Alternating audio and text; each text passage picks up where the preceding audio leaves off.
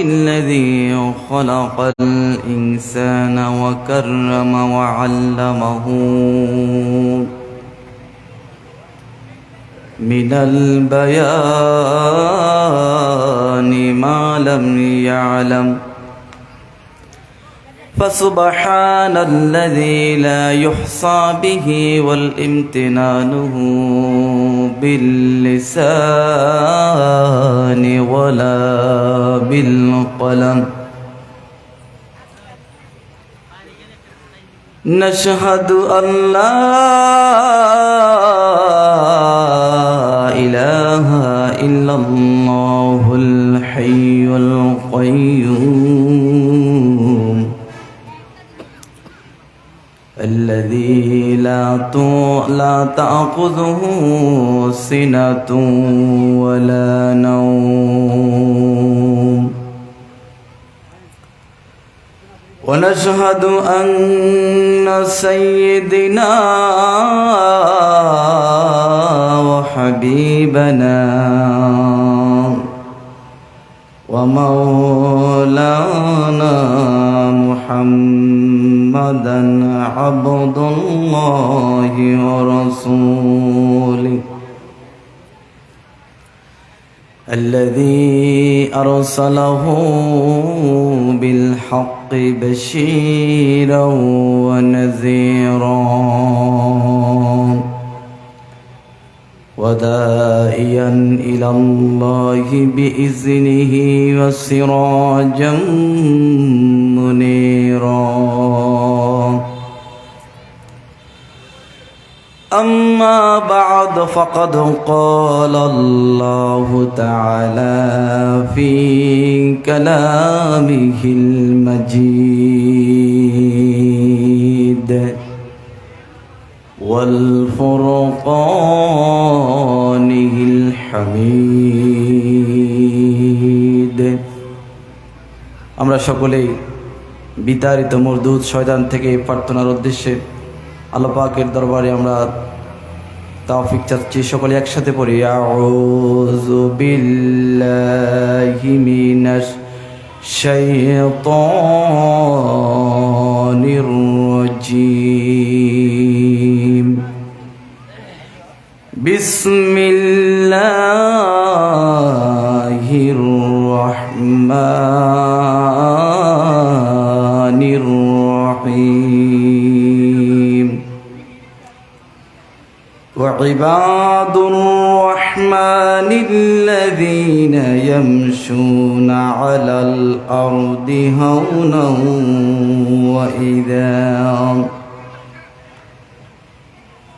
هونا وإذا خاطبهم الجاهلون قالوا سلاما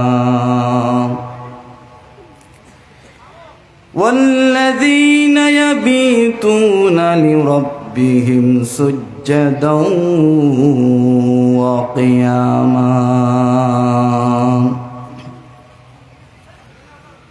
وقال تعالى في شان حبيبه ومحبوبه ومعشوقه محمد إن الله وملائكته يصلون على النبي يا أيها الذين آمنوا صلوا عليه وسلموا تسليما اللهم صل على سيدنا مولانا محمد وعلى آل سيدنا مولانا محمد আমাদের রাসূলের প্রতি ভালোবাসা সকলের নিকট আছে? কথা বলেন। সকলে কি রাসূলের প্রতি মহব্বত কম না বেশি বলেন? সম্পূর্ণটুকু ভালোবাসাকে একসাথ করে রসুলের প্রেমে মাতোয়ারা হয়ে সকলে একসাথে কণ্ঠ মিলিয়ে আমরা পড়ছি আল্লাহুম্মা সাল্লি আলা মাওলানা মুহাম্মদ ওয়া আলা আলি সাইয়্যিদিনা রসুল আমার কাজে কর্মের অনুপ্রেরণা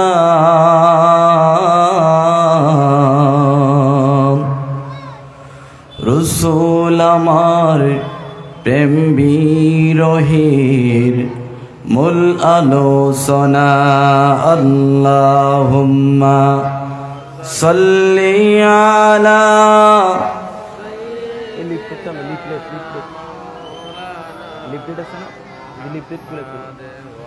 وعلى آل سيدنا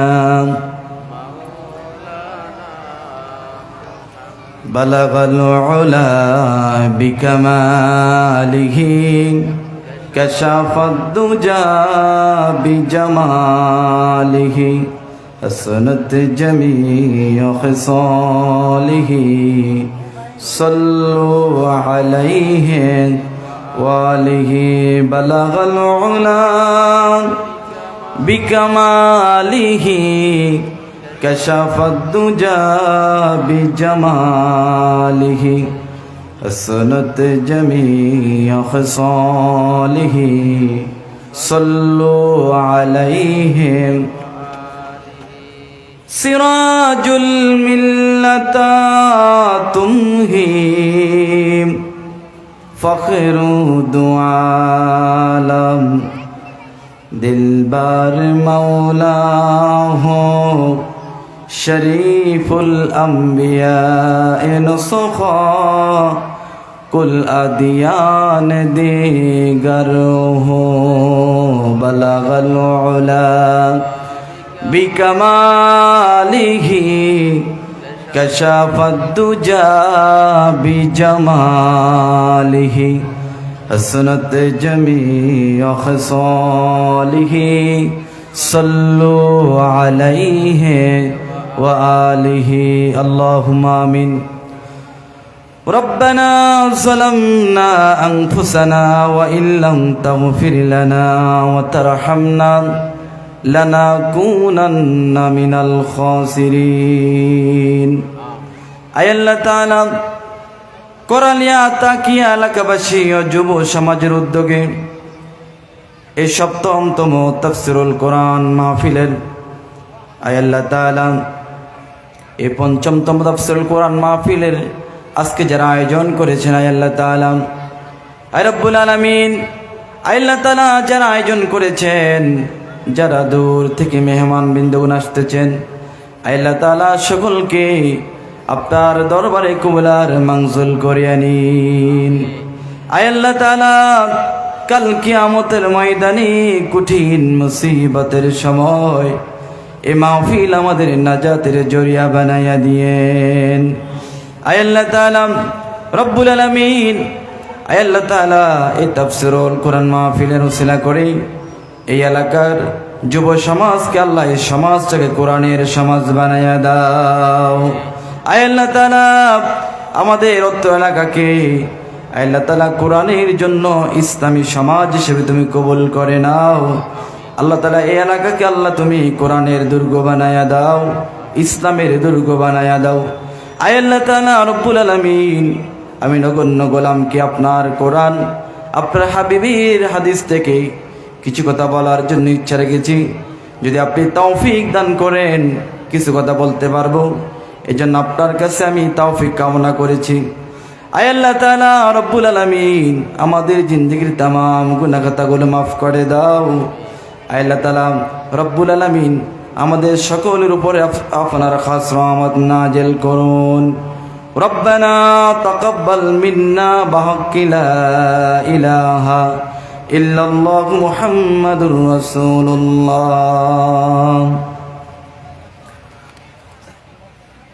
করালিয়া তাকিয়া যুব সমাজ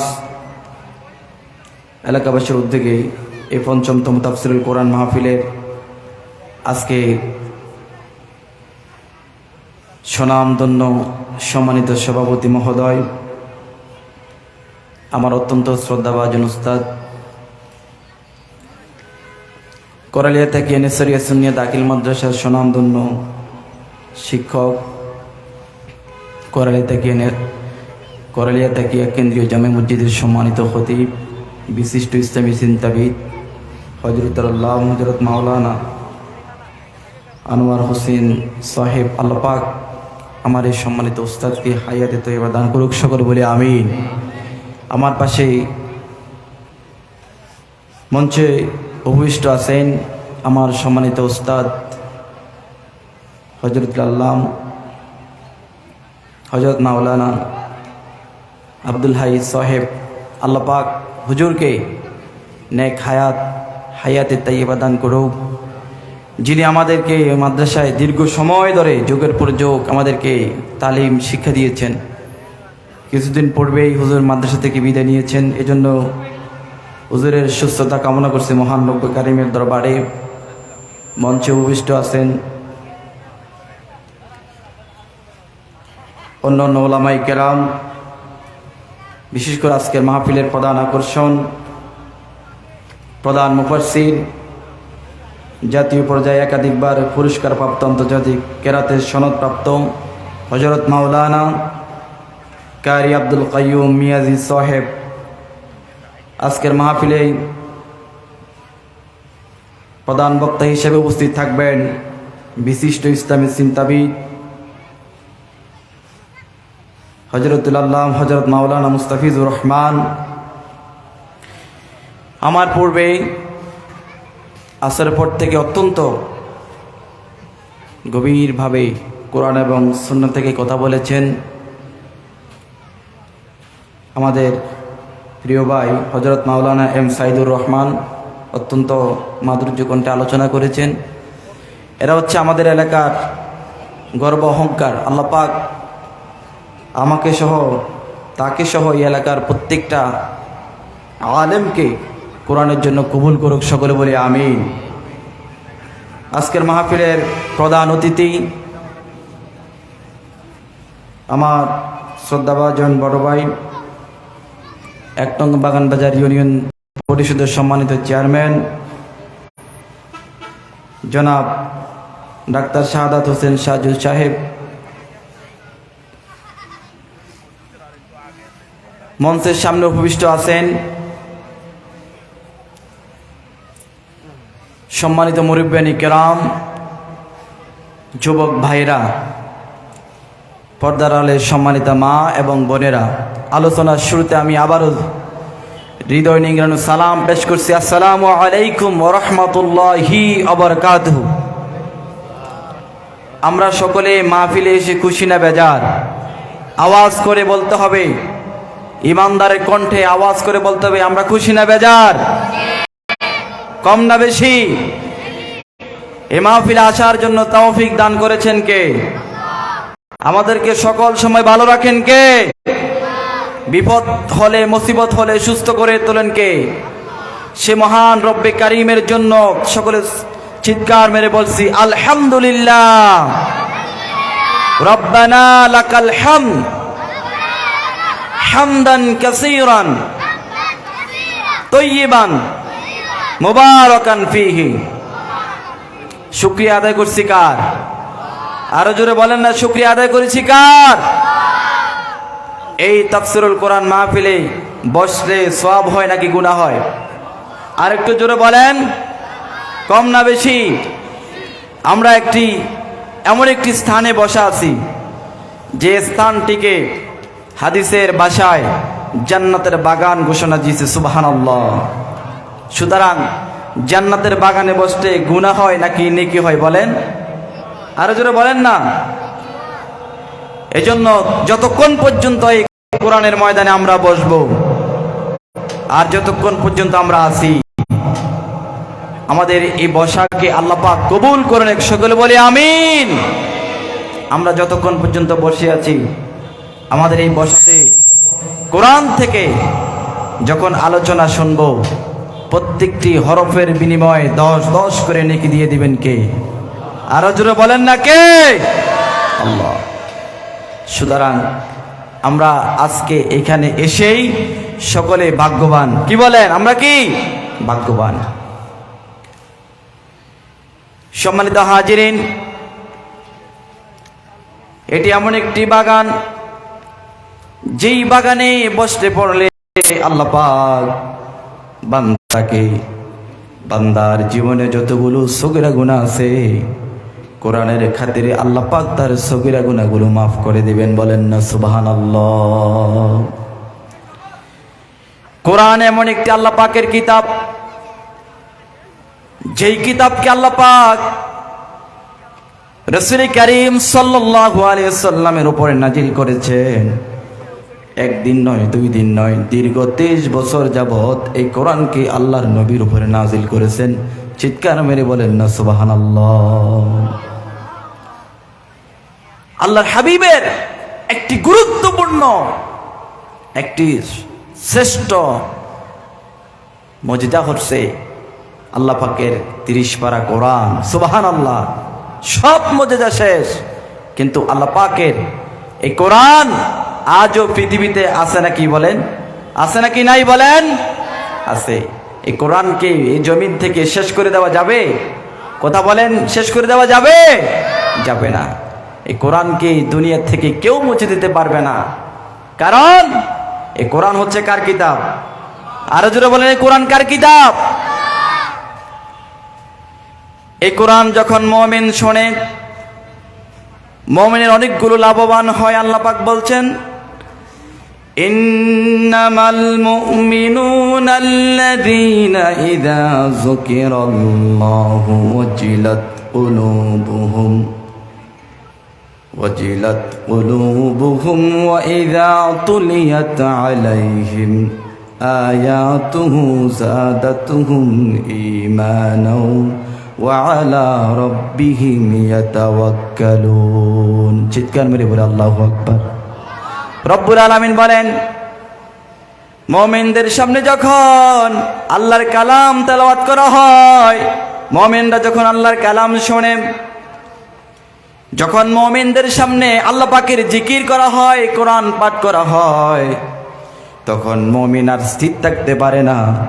কোরআনের মুজিজার কারণে আল্লাহ পাক তার অন্তরটাকে নরম বানাইয়া দেন। বলেন না সুবহানাল্লাহ। যখন বান্দা কোরআন শোনে, কোরআন শোনার কারণে মুমিনের অন্তরটাকে একদম নরম করে দেন কে? আরো জোরে বলেন না কে?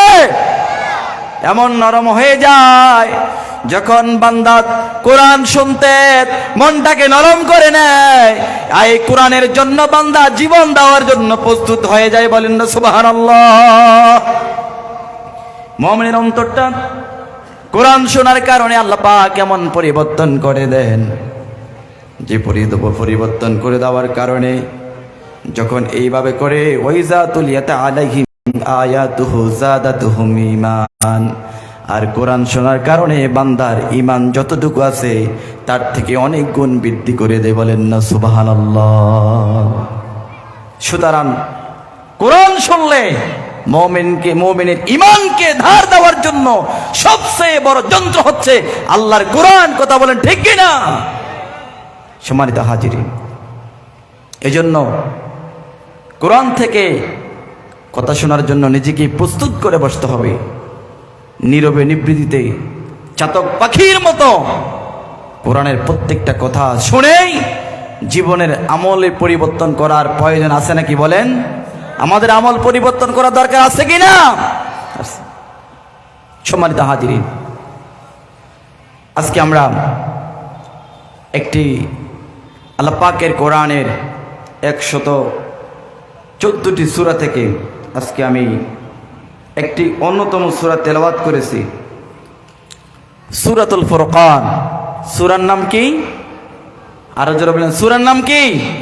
ফুরকান। একটি কোরআনের একটি অন্যতম নাম। কোরআনের ভিতরে শুধু একটি দুইটি নাম নয়, অসংখ্য নাম রয়েছে কোরআনের।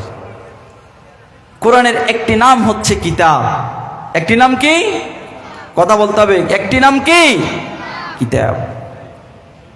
রব্বে কারিম কোরআনুল কারিমের শুরুতেই বলে দিয়েছেন, যালিকাল কিতাবু লা রাইবা ফীহি হুদাল লিল মুত্তাকিন। রব্বুল আলামিন বলেন, এটা এমন একটি কিতাব, যে কিতাব আল্লাহ পাক আল্লাহর হাবিবের উপরে নাজিল করেছেন। এটা এমন একটি কিতাব, যেই কিতাবের ভিতরে কোনো সন্দেহ নাই। আছে নাকি? যেই কিতাবের ভিতরে কোনো ভুল নেই, ভ্রান্তি নেই। যেই কিতাব স্পষ্ট কিতাব, যেই কিতাব পরিপূর্ণ কিতাব, যেই কিতাব আল্লাহর কথা, আল্লাহর বাণী। এই কিতাবের ব্যাপারে কোন বান্দা যদি, কোন মানুষ যদি বিন্দু পরিমাণ সন্দেহ করে, সাথে সাথে তার ঈমান চলে যাবে।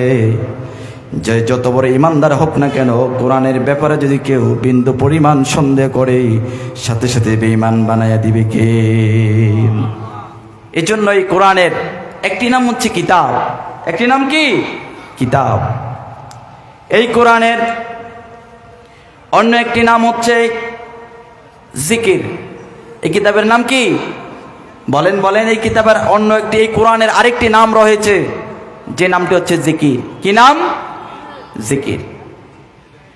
কোরআনুল কারীমে আল্লাহ পাক বলছেন,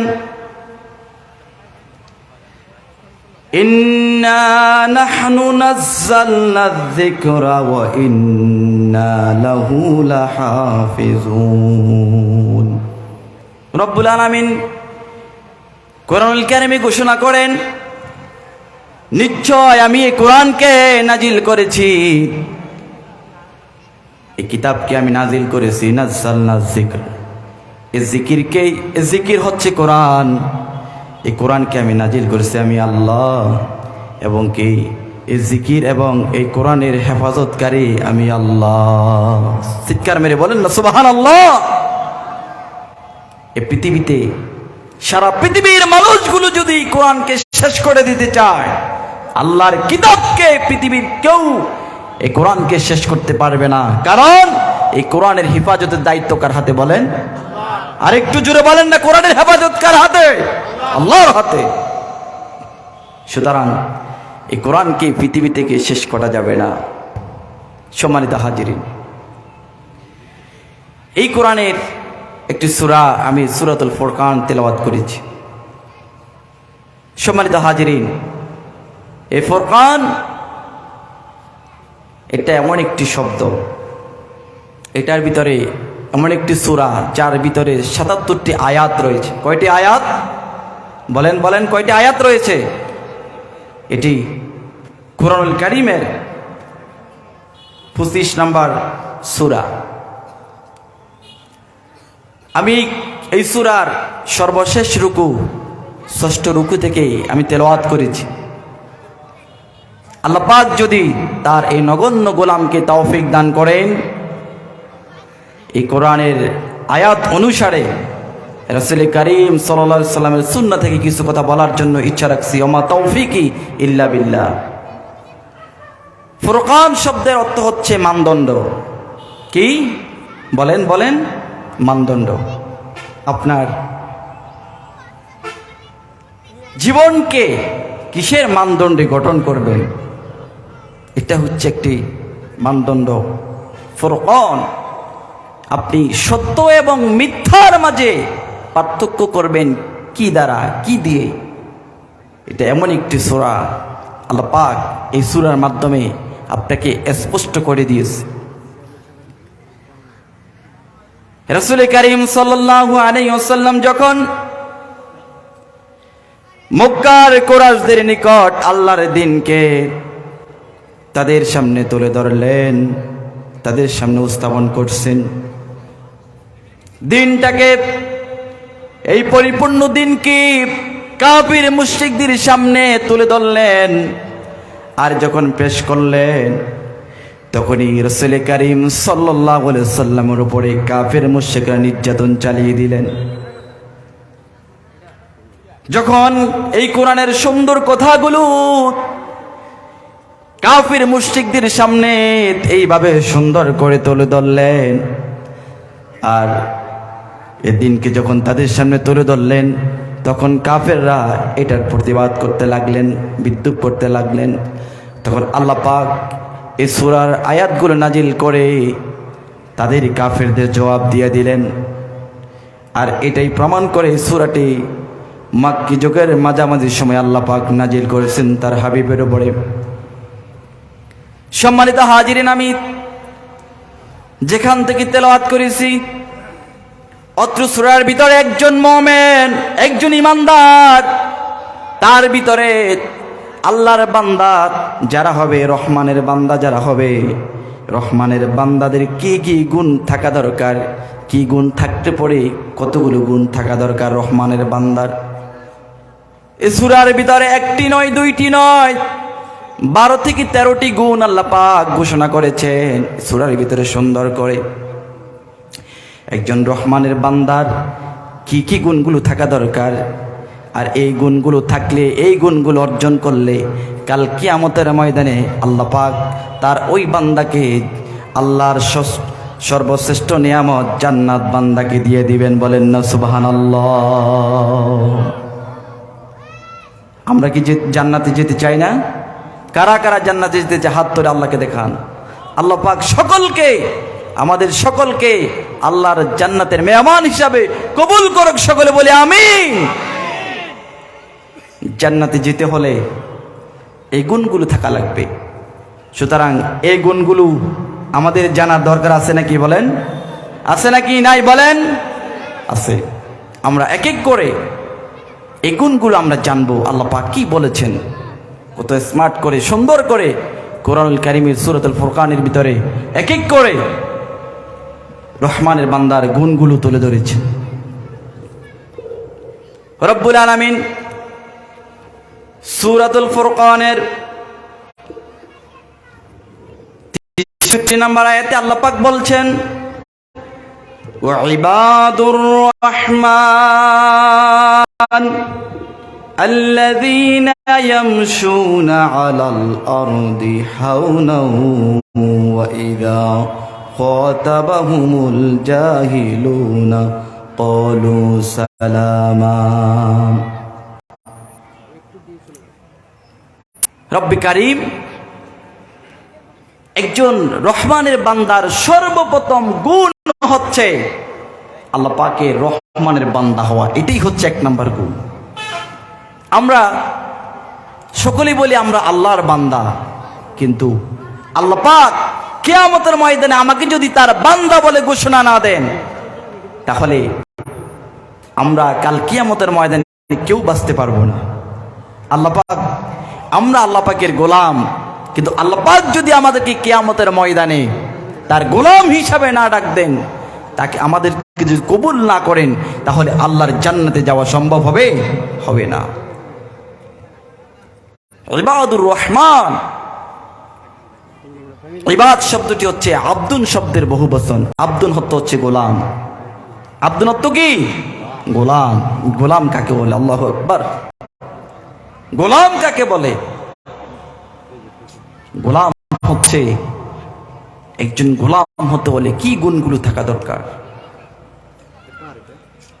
একজন গোলাম তার সকল কিছুকে উজাড় করে আল্লাহ পাকের কদমে ঢেলে দেওয়া, গোটা জীবনটাকে আল্লাহ পাকের কদমের উপরে আমাদেরকে ঠেলে দিতে হবে, এবং কি রাসূলের আদর্শের উপরে সম্পূর্ণ আদর্শটুকু গ্রহণ করে আল্লাহ পাকের কদমে যখন বান্দার মস্তককে অবনত করে সুন্দর সাবলীল ভাবে রহমানের পবিত্র কদমের উপরে যখন মস্তককে অবনত করে দেয়, এটাই হচ্ছে একজন গোলাম। সুবহানাল্লাহ। রহমান এমন একজন দয়াবান ব্যক্তি, এমন একটি নাম যে নামের উপরে আল্লাহ পাক কোরআনুল কারীমে একটি সূরা নাযিল করেছেন, যে সূরার নাম হচ্ছে রহমান। আর রহমান, রব্বুল আলামিন বলেন, আর রহমান আল্লামাল কুরআন খালাকাল ইনসান। কত সুন্দর করে আল্লাহ পাক এই কোরআনটাকে সাজিয়েছেন, কত ছন্দে, গদ্যে, পদ্যে, সব কিছু দিয়ে আল্লাহ পাক তার এই কোরআনটাকে এত সুন্দর করে সাজিয়েছেন। বান্দা যতক্ষণ পড়তেই মন চাইবে, এই কোরআন থেকে একটু পর্যন্ত মনটাকে দূরে নেওয়ার মতো সম্ভব নয়। সুবহানাল্লাহ। সম্মানিত হাজিরিন, এই জন্য বান্দার, রহমানের বান্দার 1 নাম্বার গুণাবলী হচ্ছে আল্লাহ পাকের গোলাম হওয়া, বান্দা হওয়া। আমরা এই পৃথিবীতে কারো গোলাম নয়, আমরা একমাত্র কার গোলাম? চিৎকার মেরে বলেন না, কার গোলাম? এই পৃথিবীতে আর কারো গোলাম হওয়া যাবে না, আর কারো গোলাম বলে আমাদেরকে স্বীকৃতি দেওয়া যাবে না। আমরা অনেক সময় বলি, অনেক সময় বলে থাকি আমরা অমুক পীর সাহেব হুজুরের গোলাম। বলেন না নাউজুবিল্লাহ। কোন পীর সাহেবের গোলাম নয়। গোলাম কার? বলেন না গোলাম কার? যারা আল্লাহর গোলাম হবে, এই পৃথিবীর ভিতরে যা কিছু বলবে আল্লাহর ইমানি শক্তি নিয়ে ময়দানে হুঙ্কার দিতেই থাকবে, কাউকে ভয় পাবে না। চিৎকার মেরে বলেন না সুবহানাল্লাহ। কারণ আল্লাহর গোলামরা এই পৃথিবীতে কাউকে ভয় পায় না। ভয় পায় কাকে? আরো জোরে বলেন না, ভয় পায় কাকে? আল্লাহকে। এজন্য আমরা লজ্জাও পাই না, শরমও পাই না, এক বাক্যে বলি আমরা কার গোলাম? আরো জোরে বলেন না, কার গোলাম? আল্লাহর গোলাম। এজন্য 1 নাম্বার গোলাম হচ্ছে, 1 নাম্বার গুণ হচ্ছে রহমানের গোলাম হওয়া, বান্দা হওয়া। 2 নাম্বার গুণ হলো রহমানের বান্দার 2 নাম্বার গুণ হলো, তাদের গুণটা আল্লাহ পাক বর্ণনা করেন, আল্লাযীনা ইয়ামশুনা আলাল আরদি হাওনাও ওয়া ইযা খাতাবাহুমুল জাহিলুনা ক্বালু সালামা। 2 নাম্বার গুণ আল্লাহ পাক বর্ণনা করেন, যারা রহমানের বান্দা হবে এই জমিনে তাদেরকে চলতেই হবে, ফিরতে হবে। এই জমিনে চলতে গেলে, ফিরতে গেলে তাদের কিছু গুণ, এই মুমিন বান্দাদের, রহমানের বান্দাদের গুণগুলো তাদের মাঝে প্রকাশ পাবে। যখন তারা এই পৃথিবীতে চলবে, এই পৃথিবীতে চলার ক্ষেত্রে তারা নম্রতা, ভদ্রতা, শালীনতা বজায় রেখে চলবে। চিৎকার মেরে বলেন না সুবহানাল্লাহ। এই পৃথিবীতে চলতে হলে আমাদেরকে এই জমিনে দাম্ভিকতা, অহংকার কোনো কিছুই করার সুযোগ নেই। কারণ আল্লাহ পাক বলছেন, লা তামশি ফিল আরদি মারহা, এই জমিনের ভিতরে তোমরা কখনো দাম্ভিকতার সাথে চলো না। কারণ আমরা তো এই পৃথিবীকে নিজের পায়ের চাপ দিয়ে এই পৃথিবীটাকে, মাটিটাকে 1 ইঞ্চি পরিমাণ ডাবাতে পারবো না। পারবো? কথা বলেন, পারবো? পারবো না। সুতরাং জমিনে কদম দিতে হলে আমাকে নম্রতার সাথে, ভদ্রতার সাথে দিতে হবে। কিসের অহংকার, কিসের দাম্ভিকতা? আল্লাহ পাক জুলুমবাজ, দুর্নীতিবাজ এবং কি অহংকার, জালেমদেরকে লক্ষ্য করেই এই আয়াত নাজিল করেছে। কারণ জালেম, দাম্ভিকতা কারিগণ, অহংকার কারিগণ, তারা এই পৃথিবীতে চলে অহংকার নিয়ে, ঠিক কিনা? ওরা চায়, ওরা যখন গরিব, অসহায় মানুষের উপরে নির্যাতন, নিপীড়ন চালায়, তখন ওদের ভিতরে মনুষ্যত্ব বলতে কিছুই থাকে না, ওরা পশু হয়ে যায়। কথা বলেন ঠিক কিনা?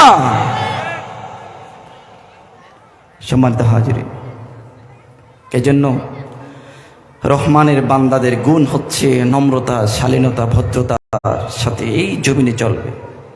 রাসূল কারীম সাল্লাল্লাহু আলাইহি ওয়াসাল্লাম যখন জমিনে চলতেন, তখন তিনি মনে হচ্ছে যেন ঢালু অবস্থায় একটা টিলাতে আমরা যখন চলি, একটা পাহাড় নামি, পাহাড় থেকে নামার সময় আমরা কি সতর্কতা অবলম্বন করি না? কি বলেন, করি না? মনে হচ্ছে যে আমি পড়ে যাচ্ছি, খুব সাবধানভাবে, সাবধানতার সাথে আমরা পা দিচ্ছি। রাসূল কারীম সাল্লাল্লাহু আলাইহি ওয়াসাল্লাম সমান জায়গায় কদম দিতে চিন্তা করতেন, মনে হচ্ছে যেন আমি পাহাড় থেকে পড়ে যাচ্ছি, এমন সাবধানতার সাথে জমিনে চলাফেরা করতেন। সুবহানাল্লাহ। এই জন্য রহমানের বান্দারা যখন জমিনে চলবে সুন্দরভাবে সাবধানতার সাথে ভদ্রতার সাথে চলবে।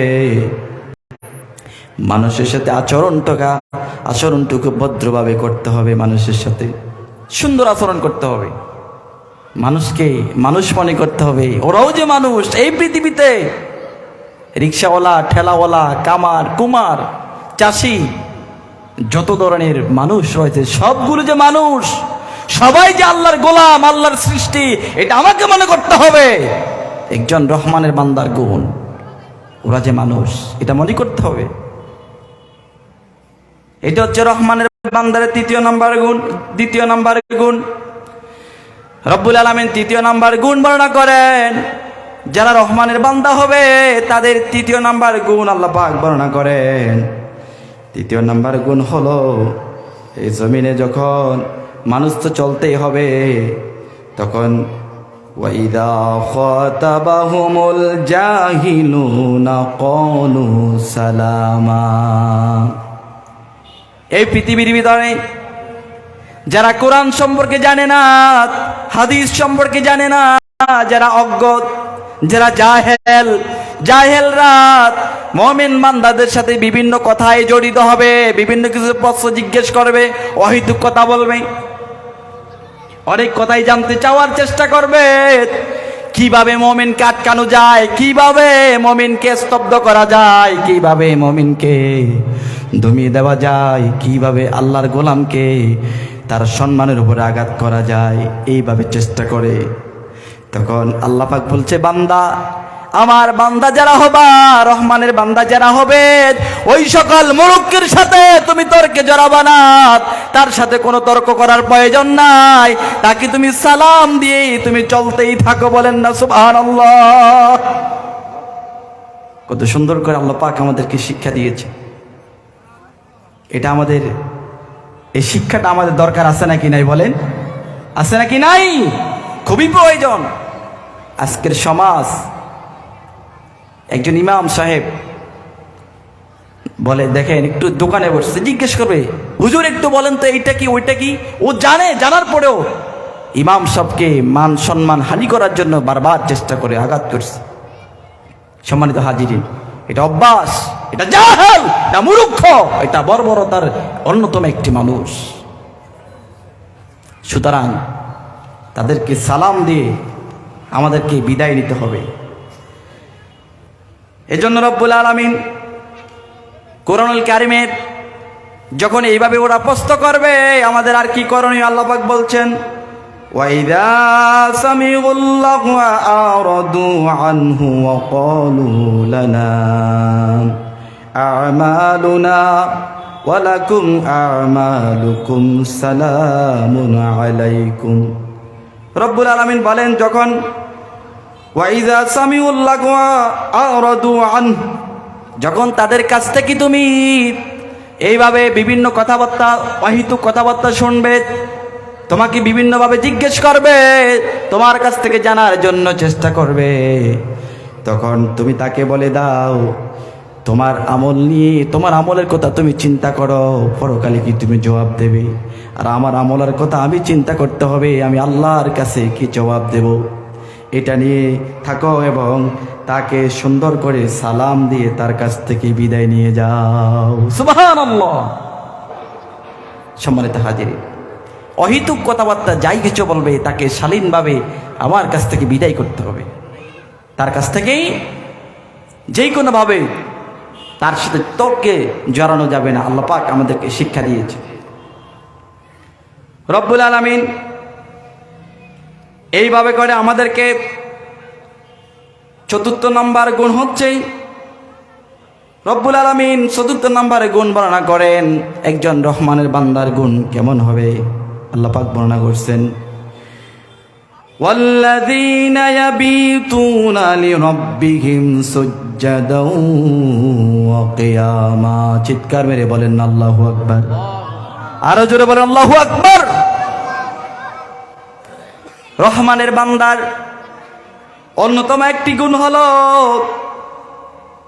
4 নাম্বার গুণ হলো রহমানের বান্দা আল্লাহর দরবারে নিজেকে এমন ভাবে প্রকাশ করবে, নিজেকে এমন ভাবে গড়ে তুলবে, নিজেকে আল্লাহর কাছে এমন ভাবে আমাকে প্রমাণ করতে হবে আমি যে একজন তার গোলাম। তার ভিতরে সমস্ত অহংকারকে, অহমিকাকে, সবগুলোকে আল্লাহর কদমের উপরে ঢেলে দিতে হবে। আমার অহংকার করার কিছু নেই, আমার দাম্ভিকতা করার কোনো কিছুই নেই। ক্ষণিকের দুনিয়া, বেশি দিন আমরা থাকতে আসি নাই। এসেছে নাকি? বেশি দিন আমরা থাকতে আসি নাই। সংক্ষিপ্ত দুনিয়া, সংক্ষিপ্ত সফরে আমরা বের হয়েছি। এই সফর খুবই অল্প সময়ের জন্য, যে কোন মুহূর্তে সফর আমাদের জন্য শেষ হয়ে যেতে পারে। এই সফর শেষে আমরা আমাদের আসল ঠিকানা কবরে চলে যেতে হবে। কথা বলেন ঠিক কিনা? যে কোন মুহূর্তে আমাদের সাথে মালাকুল মাউত আমাদের সাথে সাক্ষাৎ করবেন। আমাকে মৃত্যু নামক এমন একটি বস্তু আমার সাথে সাক্ষাৎ করবে, এই মৃত্যুর মাধ্যমে আমার দুনিয়ার হায়াতটা শেষ হয়ে যাবে। আমাকে কবরে নিয়ে যাবেন। আজকে আপনি কিসের অহংকার করছেন? টাকার অহংকার নাকি গাড়ির অহংকার নাকি বাড়ির অহংকার নাকি ছেলে সন্তানের অহংকার? কিসের অহংকার করেছেন? আজরাইল যখন সাক্ষাৎ আপনার সাথে হয়ে যাবে, আজরাইল সাক্ষাৎ হওয়ার সাথে সাথে আপনার সাথে দীর্ঘক্ষণ মনে হয় মোলাকাত করবে। আপনাকে সময় দিবে নাকি বলেন? আপনি যদি বলেন আজরাইল আমাকে আধা ঘন্টা সময় দাও, মোটামুটি আমি একটু সবাই থেকে বিদায় লইয়া লই আর আমার কাজটা একটু গুছাই লই, একটু আধা ঘন্টা সময় দাও, দিবে নাকি? দিবে? বেটা কোনো সময় নেই, স্তব্ধ হয়ে যেতে হবে, 1 সেকেন্ড সময় দেওয়া হবে না, দিবে না। আজরাইল আপনার আমার রুহটা কবজ করে নিয়ে যাবে। যখন নিয়ে যাবে, আপনি আজকে হাজার হাজার টাকার দামের খাটের উপরে শুইতেছেন, আর লক্ষ টাকা দামের, কোটি টাকা দামের বাড়ির ভিতরে আজকে ঘুমাচ্ছেন। আপনার রুহটা চলে যাবে, প্রাণ পাখি যখন চলে যাবে, আপনার কোটি টাকার বাড়ি আর হাজার হাজার টাকা দামের খাট আপনাকে বলবে, স্যার আপনি আজকে থেকে এই ঘরে আর থাকতে পারবেন না, আমার কাছ থেকে চলে যান। বাড়ি আপনাকে বিদায় দিয়ে দিবে, এই বাড়ি আপনাকে আর গ্রহণ করবে না, এই খাট, দামি খাট আপনাকে গ্রহণ করবে না, আপনাকে আর রিসিপশন করবে না, আপনাকে আর গ্রহণ করবে না। আপনি যতক্ষণ পর্যন্ত আপনার রুহ ছিল, আপনার দাম মূল্য এই খাট এবং বাড়ি আপনার পরিবার পরিজন ছেলে মেয়ের জন্য তাদের কাছে ছিল।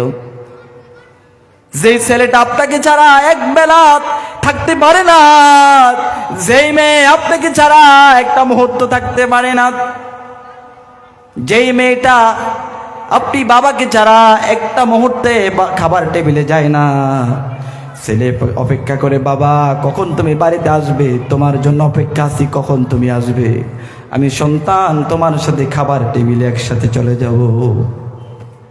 বাবা তুমি আসো না কেন? বারবার কল করবে, মেয়ে আপনাকে কল দিবে, বাবা কেন আসো না, আমরা তোমার অপেক্ষায় আছি, খাবার টেবিলে আমরা একসাথে খাবো। কত গল্প গুজব আর কত কি ছেলে মেয়ের সাথে, স্ত্রীর সাথে হয়েছে। আর সে সন্তান যখন আপনার রুহুটা নিয়ে যাবে, রুহুটা চলে যাবে, এই সন্তান আপনাকে আর গ্রহণ করবে না। যে স্ত্রীকে আপনি এত কিছু দিলেন, এত কিছু করলেন, সে স্ত্রীও আপনার কাছ থেকে দূরে চলে যাবে। গ্রামবাসীকে ডাকবে, ও গ্রামবাসী তাড়াতাড়ি আসো, এই লোকটা আমার স্বামী মারা গিয়েছে। ছেলেরা বলবে, আমার বাবা মারা গিয়েছে, ক্ষণিকের জন্য কান্না, আমার বাবাকে দাফন করতে হবে, মাটি দিতে হবে, আমার বাবাকে কবর দিতে হবে, এজন্য কবর খুঁজো। এজন্য কিছু মানুষ চলে যাবে কবর করার জন্য, আর কিছু মানুষ প্রস্তুতি নেবে আপনাকে সর্বশেষ গোসল দেওয়ার জন্য। কথা বলে ঠিক কিনা? আপনাকে গোসল দিবে আদর যত্ন করে। সর্বশেষ যে হাত দিয়ে আপনি মানুষের উপরে নির্যাতন করেছেন, মানুষের উপরে জুলুম করেছেন, মানুষের উপরে আঘাত করেছেন, যেই হাত দিয়ে আপনার এত শক্তি এত এনার্জি ছিল, সে হাতগুলো পর্যন্ত গুটিয়ে যাবে, সেই হাতগুলো আর কাজ করবে না, সে হাতগুলো আর কাজ করবে না। ওই মুহূর্তে আপনার কিছু প্রতিবেশী এসে আপনাকে সর্বশেষ জীবনের শেষ গোসলটুকু দিয়ে দেবেন, আর শেষ গোসল দিয়ে আপনাকে একটি 4টি পা বিশিষ্ট খাটের উপরে শোয়াইয়া জনমের মতো করে কাঁধে নিয়ে আপনাকে কবরস্থানের দিকে চলে যাবে। জানাজার মাটি জানাজা হবে, জানাজার পরে আপনাকে সকলে নিয়ে কবরস্থানের দিকে চলে যাবে। কবরে শোয়ে আপনাকে শোয়াই দিয়ে দিবে, আর শোয়ানোর পরে জনমের জন্য চলে আসবে, আর কোনোদিন আপনার সাথে কারো দেখা হবে না। কথা বলেন ঠিক কিনা? এমন একটি অবস্থা। এই জন্য রহমানের বান্দা, আপনাকে মনে করতে হবে আমার মৃত্যুর পরে অবস্থাটা কেমন, আমার মৃত্যুর পরে কেউ আমার সঙ্গী কবরে যাবে না।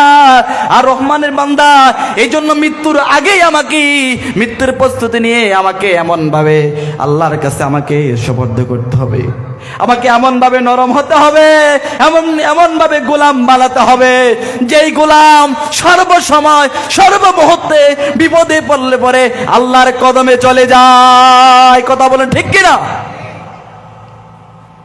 বিপদে পড়েছে, মুসিবতে পড়ল, যত অবস্থা যেমন হোক না কেন, রহমানের বান্দা দুনিয়ার কারো কাছে অভিযোগ পেশ করার আগে একজনের কাছে পেশ করবে। তিনি চিৎকার মেরে বলেন না তিনি কে?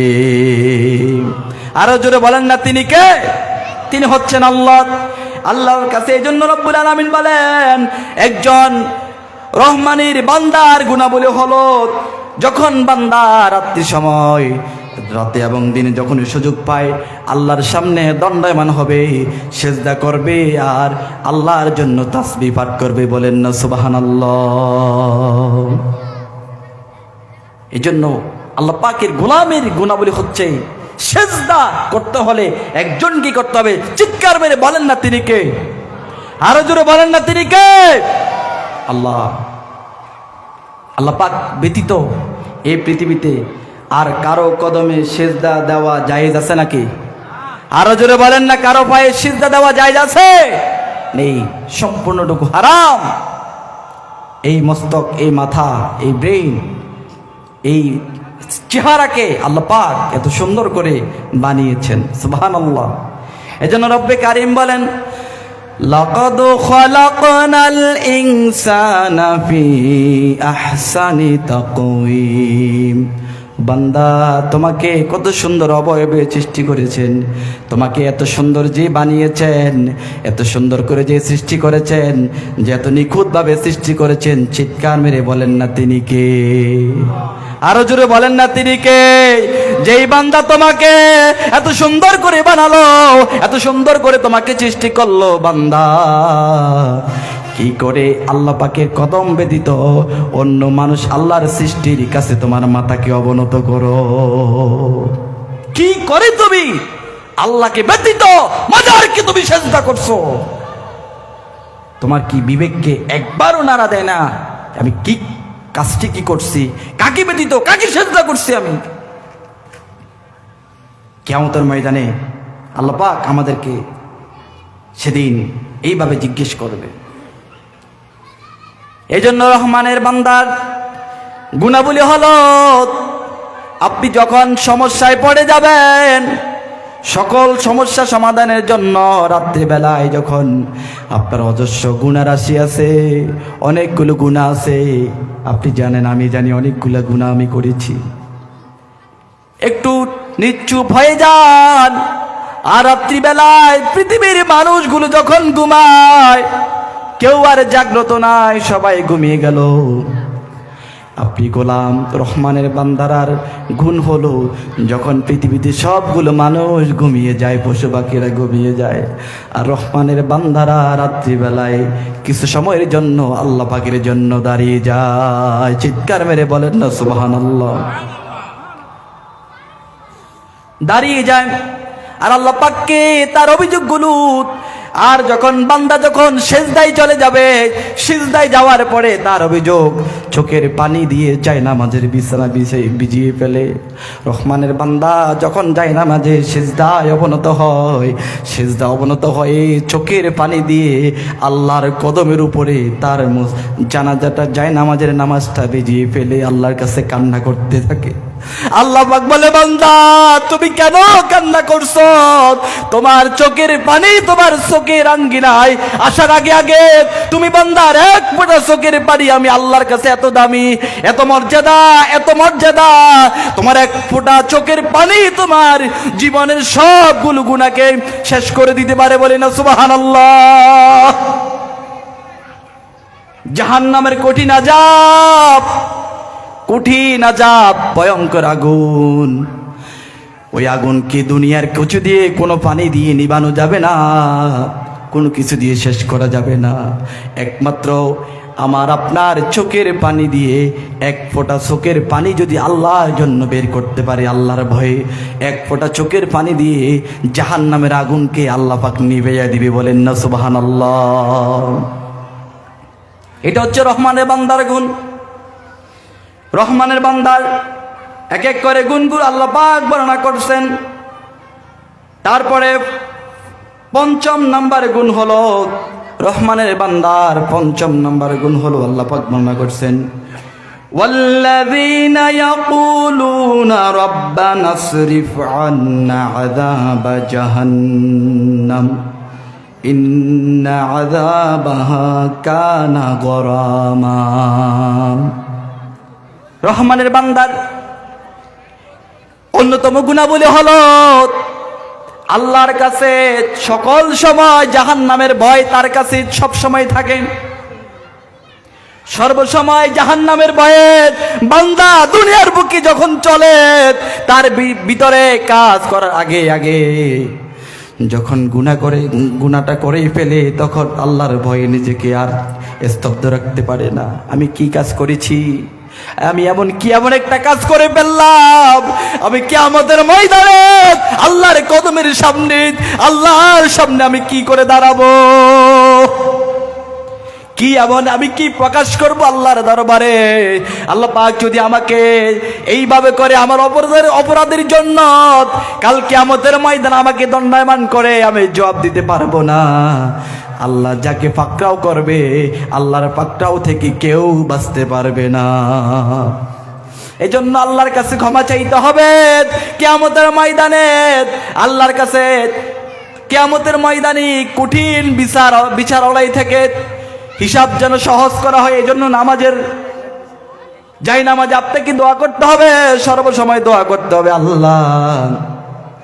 আল্লাহুম্মা হাসিবিনা হিসাবান ইয়াসীরা।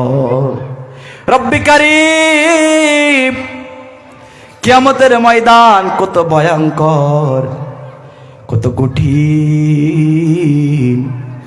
যে ময়দানে মহাশরে দাঁড়ানোর মতো শক্তি আমার থাকবে না রে, কেউ দাঁড়িয়ে থাকতে পারবে না। সূর্যটা মাথার উপরে চলে আসবে, মাথার কাছে চলে আসবে, আর সূর্যের সকল তাপমাত্রাগুলো আল্লাহ পাক তখন সূর্যের সম্পূর্ণ ডিগ্রি যা রয়েছে সব ডিগ্রিগুলো বান্দার দিকে ছেড়ে দিবে। কেমন মাত্রা একটু চিন্তা করে দেখেন। আজকে ভোরবেলায় সিরিয়া এবং তুরস্কের ভিতরে যে ভয়ঙ্কর ভূমিকম্পন হলো, আর সে ভয়ঙ্কর ভূমিকম্পের ভিতরে এবং ভূমিকম্পের মাত্রা ছিল 7.8 রিক্টার স্কেল। এটা হচ্ছে ভয়ঙ্কর একটি আকৃতি। এই ভূমিকম্পের কারণে তুরস্ক এবং সিরিয়ার ভিতরে অসংখ্য অগণিত বিল্ডিং গুলো 20 তলা, 50 তলা, 70, 60 এইভাবে করে যত বড় বড় বিল্ডিং গুলো আছে সবগুলো বিল্ডিং জমিনের ভিতরে ধসে পড়ে গেছে। এটা করেছেন কে? আরো জোরে বলেন না, তিনি কে? আল্লাহ পাক দেখাচ্ছেন, বান্দা কিয়ামতের ভয়ঙ্কর অবস্থাটা কেমন হবে একটু তুমি চিন্তা করে দেখো। এই যে রাস্তাগুলো ফেটে ভাগ হয়ে গেছে, বিল্ডিংগুলো একের পর এক ধ্বংসস্তূপে পরিণত হলো। বিল্ডিং থেকে যখন কম্পন শুরু হলো, মানুষগুলো বের হতে পারে নাই, হাজার হাজার মানুষ মারা গেল বিল্ডিং এর ভিতরে। আল্লাহ পাক দেখিয়ে দিতে চান আল্লাহ পাকের কুদরতি শক্তি, কিয়ামতের অবস্থাটা কেমন হবে। ইযা সুলসিলাতিল আরদু জিলজালাহা, যে কম্পন সৃষ্টি হবে, সেই কম্পনের কারণে পৃথিবীটা এইভাবে এক এক করে ধ্বংস হয়ে, আর আকাশগুলো ভেঙে ভেঙে জমিনটা চূর্ণ বিচূর্ণ হয়ে যাবে, আর পাহাড়গুলো তুলার মতো জমিনের ভিতরে উঠতেই থাকবে। সেই জাহান্নামের আযাব থেকে, কিয়ামতের ভয়ঙ্কর অবস্থা থেকে আল্লাহ পাকের কাছে আমাদেরকে ক্ষমা চাইতে হবে। শুধু তাই না, এজন্য আল্লাহ পাককে বলতে হবে, আল্লাহ রহমানের বান্দার অন্যতম ৫ম নাম্বারে গুনাহবলী হলো জাহান্নামের আযাব থেকে ক্ষমা চাইতে হবে। কেননা ইন্না আযাবাহা কানা গরামা ইন্নাহা সাআত মুস্তাকাররাও ওয়া মুকামা। কারণ এটা এমন একটি জায়গা, জাহান্নামটা এমন একটি জায়গা যেটার অবস্থাটা এমন ভয়ঙ্কর পরিণতি হবে, যে ভয়ঙ্কর পরিণতির কারণে আপনাকে যখন এই জাহান্নামে থাকার মতন শক্তি, আমরা কেউ জাহান্নামের আগুন সহ্য করতে পারবো না। এই জন্য জাহান্নামের ভয় রহমানের বান্দার অন্যতম গুণাবলী হলো আপনাকে যেই কর্ম, যেই কাজ, আমি যেই কাজটি করতে যাচ্ছি, সেই কাজ করার পূর্বে আমাকে চিন্তা করতে হবে এই কাজের কারণে না জানি আমাকে জাহান্নামের আগুনে জ্বলতে হয়। এই জন্য সেই ভয়, ইমানের ভয়, আপনার ভিতর ইমানের ভয়, আল্লাহর ভয় কাজ করতে হবে, আল্লাহকে ভয় করতে হবে। আল্লাহ, এই জন্য আল্লাহ পাক বলছেন, ইয়া আইয়ুহাল্লাযীনা আমানুত্তাকুল্লাহ হাক্কা তুকাতিহি ওয়া লা তামুতুন্না ইল্লা ওয়া আনতুম মুসলিমুন। চিৎকার মেরে বলেন আল্লাহু আকবার। রব্বে কারীম বলেন, ও বান্দা, তোমাকে প্রত্যেকটি কাজ করার পূর্বে তোমাকে ভয় পাইতে হবে একমাত্র আল্লাহকে। আমরা ভাবছি এই পৃথিবীতে যা কিছু করি আল্লাহ মনে হয় আমাকে দেখে না। আল্লাহ পাক বলছেন, বান্দা আমি সব দেখি, তোমার দুইটা কাঁধের ভিতরে আমি দুইজন ফেরেশতা লেখক আমি দিয়ে দিয়েছি, কিরামান কাতিবিন, দুইজন লেখক রয়েছে। তোমরা যা কিছু করো ওই কিরামান কাতিবিন ওরা বসে বসে লিখতেই থাকে। এজন্য আমাকে প্রত্যেকটা কাজ করার পূর্বে ভয় পাইতে হবে। চিৎকার মেরে বলেন না কাকে? আরো জোরে বলেন, কাকে ভয় পাইতে হবে? নাকি দুনিয়ার নেতাকে, নাকি দুনিয়ার বড় বড় মানুষকে? আজকে আমরা যখন মসজিদ পরিচালনা করি, ইমাম সাহেব সামাজিক চাপের কারণে, মসজিদ কমিটির কারণে ভয় কথা বলতে পারে না, ভয় তাদের অন্তরে কাজ করে। আজকে এমন কিছু মসজিদ কমিটি আছে, ইমাম সাহেবের মুখকে, তার আওয়াজকে দমিয়ে দিতে চায়, হককে চাপা দিতে চায়, হককে মাটির নিচে চাপা দিতে চায়, হককে যেন জমিনের ভিতরে কায়েম করতে না পারে, সঠিক কথাগুলো, কোরআনের কথা যেন সমাজের ভিতরে স্পষ্ট কথা বলতে না পারে। এই জন্য কিছু কিছু ওই যে জাহেলদের কথা বললাম, এমন কিছু জাহেল মূর্খ আছে যারা এই জমিনের ভিতরে এত দাম্ভিকতা, এত অহংকার নিয়ে চলাফেরা করে। আজকে শুধু এতটুকুর ভিতরে সীমাবদ্ধ নয়, ওরা এতটুকুর ভিতরে সীমাবদ্ধ থাকে না, কোরআনের আওয়াজকে দমিয়ে দেওয়ার জন্য সর্বাত্মক কাজ করে। কথা বলেন ঠিক কিনা? আরো জোরে বলেন না ঠিক কিনা? এই জন্য হুঙ্কার দিতে হবে। আমরা যারা ইমাম রয়েছি, এই জন্য যারা আলেম, দুনিয়ার কাউকে পরোয়া না করে আল্লাহকে ভয় করতে হবে। কারণ আমরা তো পৃথিবীতে চিরদিন বাঁচার জন্য আসি নাই, কেউ এই পৃথিবীর ভিতরে চিরদিন থাকতে পারবো না, স্থায়ী কেউ হব না। আমাদেরকে পৃথিবী ছেড়ে চলে যেতে হবে। মৃত্যু তো একটাই। কয়টা? আরো ধরে বলে, মৃত্যু কয়টি? মৃত্যু একবার আমার মরণ হবে। সুতরাং আমার মরণ যদি কোরআনের জন্য হয়, আমার মরণ যদি ইসলামের জন্য হয়, আমার মরণ যদি রাসূলের জন্য হয়, তাহলে কিয়ামতের ময়দানে আল্লাহ পাকের বিশাল জান্নাত ওই বান্দার জন্য অপেক্ষা করছে। বলেন না সুবহানাল্লাহ। এই জন্য আমাকে পৃথিবীতে সবগুলো কাজ করতে, আমাকে চিন্তা করতে হবে, আমাকে মরতেই হবে। জাহান্নামের আযাবের কথা আমাকে মনে করতে হবে। এই জন্য রহমানের বান্দার অন্যতম গুণ হলো জাহান্নামের আযাব থেকে সকল সময় আল্লাহর কাছে পানা চাইতে হবে। রহমানের বান্দার অন্যতম আরেকটি গুণ আল্লাহ পাক বর্ণনা করছেন। রব্বুল আলামিন বলেন, ওয়াল্লাযীনা ইযা আনফাকু লাম ইউসরিফু ওয়া লাম ইয়াকতুরু ওয়া কানা বাইনা যালিকা কওয়ামা। রব্বুল আলামিন বলেন, রহমানের বান্দার অন্যতম গুণ হচ্ছে, এই পৃথিবী যারা রহমানের বান্দা থাকবে তাদের অন্যতম গুণাবলী হলো ওয়াল্লাযীনা ইযা আনফাকু, তারা যখন এই জমিনের ভিতরে আল্লাহর দ্বীনের জন্য তাদেরকে ব্যয় করতে হবে। যখন তারা ব্যয় করার ক্ষেত্রে তারা যেন আল্লাহর রাস্তায় যা কিছু দান করবে, দানের ক্ষেত্রে যেন তারা কৃপণতা না করে। যখন আল্লাহর জন্য চায়, যখন আল্লাহর দ্বীনের জন্য মানুষের কাছে যখন টাকা চায়, আল্লাহ বলছে, বান্দা ওয়া মিম্মা রাযাকনাহুম ইউনফিকুন, ও বান্দা সম্পদ দিলাম তোকে আমি আল্লাহ, আমার সম্পদ থেকে আমার রাস্তায় তুমি দান করো। সুতরাং আমার সম্পদ যখন তুমি ব্যয় করবা, আমার সম্পদ ব্যয় করার ক্ষেত্রে তুমি কৃপণতা করতে পারবা না। কৃপণতা করা যাবে নাকি? যাবে না। এই সম্পদ দিয়েছে কে? বলেন না, এই সম্পদ কে দিয়েছে? আল্লাহ। এই সম্পদকে ধরে রাখার কোনো শক্তি নেই। আপনি যতই চেষ্টা করুন, কবরে যাওয়ার সময় 1 বিঘা সম্পদ আপনি দিয়ে যেতে পারবেন না।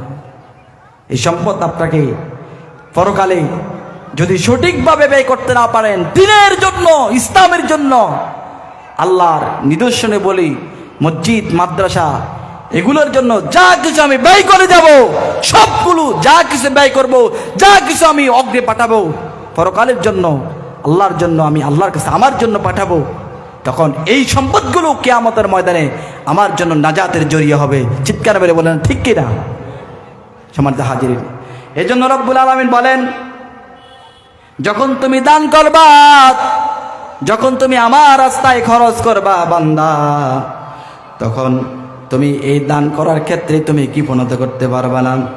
এবং কি এই ব্যয় করার ক্ষেত্রে এবং তোমার জন্য যখন খরচ করবা, তখন এটার মধ্যে তুমি কখনোই এটাকে ব্যয় করতে, অতিরিক্ত করতে পারবা না।